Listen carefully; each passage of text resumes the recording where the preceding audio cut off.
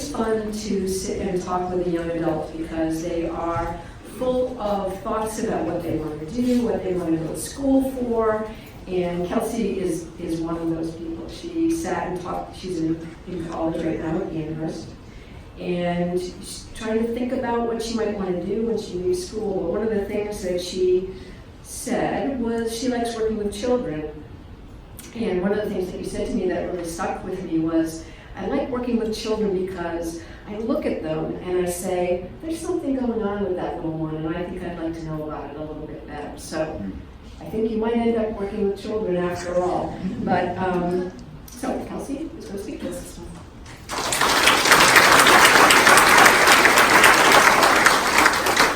Hi everyone. When I was first asked to speak today, I was very excited. I thought it was a great opportunity.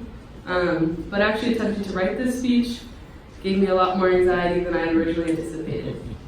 While this was at first getting me down, I soon realized that these feelings 5 years ago would have debilitated me for days. As a matter of fact, I probably wouldn't have even written this speech, because God forbid anyone know I was struggling. Fortunately, I've come a long way since then. By no means, though, have I come this far on my own. Remember that saying, it takes a village? It took a village for me to be standing here speaking with you today. Each member on their own could not have saved me, even myself. However, all of us together have allowed me to overcome. My main support system has always been my family. I have two hard-working, caring parents that do everything in their power to ensure that I succeed. I have an older brother I am constantly inspired by, and a cousin that doubles as a best friend, sister, and soulmate. I have 4 aunts that serve me as a mother in unique ways, as well as loving grandparents who never fail to tell me how proud they are. All of this, along with so many more cousins, uncles, friends, teachers, coaches, and even pets. With all of these people, my village had always felt complete. Yet, it still could not prevent my struggle with mental illness. I first began treatment for anxiety, depression, and suicidal ideation in March of 2014.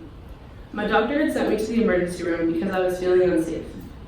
I was admitted to an inpatient hospital where, quite honestly, I spent a week pretending that everything was okay because I didn't quite know how to explain that I felt like I was drowning.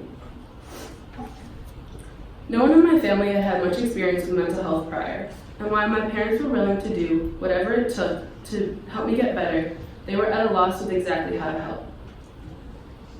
By August, the thoughts only intensified, and I no longer felt like I had control over my own mind.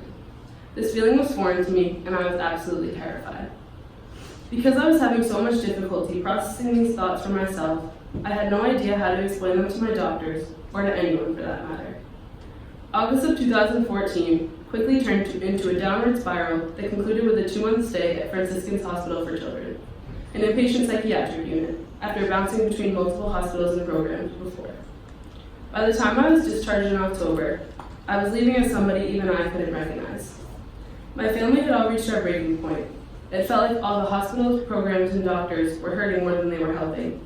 Even after those 2 months at Franciscan's, I spent no more than 48 hours at home before being readmitted.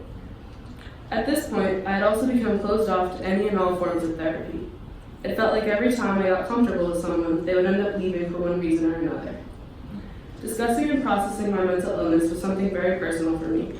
Continuously opening up to these professionals, only to be sent back to the emergency room or into a new program, made me extremely guarded and closed off. My family was struggling as well. They were spending most of their days just trying to keep me alive and safe, and they were exhausted. Whether any of us want to admit it now, we were all less and less willing to believe that I would ever get better. It was in this state that I first became introduced to DMH. My case manager at Franciscan's had referred me there for an evaluation. A representative came to the hospital and worked to understand my situation through the eyes of myself, my doctors, and my parents. Following the evaluation, DMH deemed me eligible to receive their services. I was given a case manager who provided me with intensive in-home therapy via Riverside Community Care.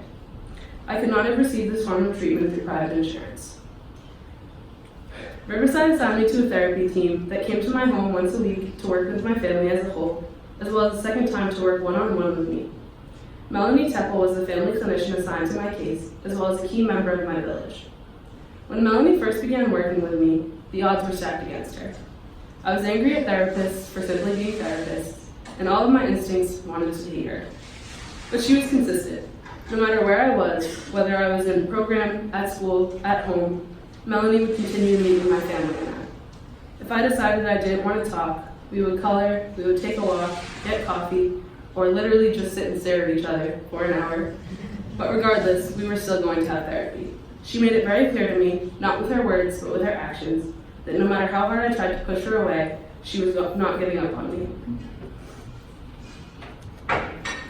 Family therapy also provided a safe space for my family to attempt to process all that we were going through at the time.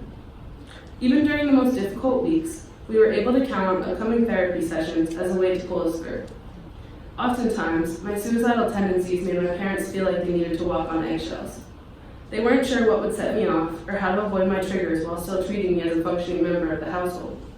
Gathering around our dining room table for those weekly meetings gave them an opportunity to voice their concerns, thoughts, and questions without fear of my reaction.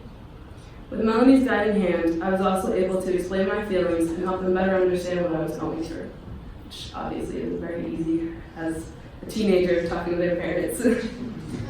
My parents had always wanted, more than anything, to just help me get better. Unfortunately, they were never quite sure what I needed or how to do so. That was until Melanie. Through family therapy, she showed them exactly how they could help. She also acted as a guiding hand through the quite confusing mental health system. Whether it was recommendations for programs, making phone calls to doctors, or to helping to place me in an alternative school, Melanie was on top of everything I needed. Previously, it had felt like everyone within the mental health system was working against us. DMH and Riverside were the first agencies that felt like they were actually on my team.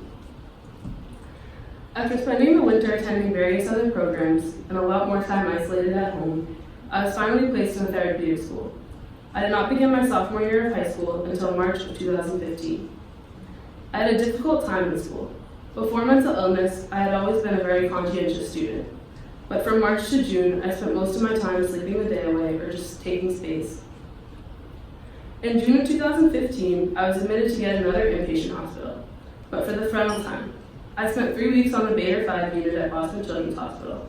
My psychiatrist on Beta 5 took me off all of the heavy mood-stabilizing drugs that I had originally been on and tried a new route. Instead of treating me for a mood disorder, he treated me for ADHD and anxiety. The results were visible immediately. I was once again able to control my impulses and focus enough to remain in groups. This was a huge confidence builder for me. I left Children's looking more like the Kelsey that I recognized than I had in a really long time. Over the summer of 2015, I continued making great strides in my recovery. I chose to apply to Fontbonne Academy, a private all-girls high school, and I was accepted. I became enrolled there for the 2015-2016 school year, where I repeated my sophomore year. Melanie remained working with my family and I as I worked through the transition back into mainstream school. By the time we closed our case in spring of 2016, I was well into the recovery process. I was in a noticeably different headspace than before, and although you could never call yourself recovered, I was finally ready to use the tools in-home therapy had given me. I stayed at Fontbonne for the remainder of my high school career. I was accepted to multiple colleges, and I chose to attend UMass Amherst after getting my diploma. I just completed my freshman year of college this past spring. Although I still may feel similar feelings to the ones I had 5 years ago, I am worlds away from that person in terms of how I choose to react to them. That is what recovery is about. Recovery doesn't mean eliminating all bad days and all bad feelings. That would be impossible. Instead, it's about learning how to function through the hard times and process the feelings that come up in healthy and effective ways. Even though I had what felt like a full village to begin with, they could not have prevented my struggle with mental illness. It quickly became evident that we would not be able to overcome it on our own as well. DMH, through the work of Riverside and Melanie, acted as stand-in members of my village when I needed that much more support. Now that I am well into my recovery, I no longer need the same support. They are able to stand in a new village, helping new clients that are in the same place that I once was. For that, I am thankful.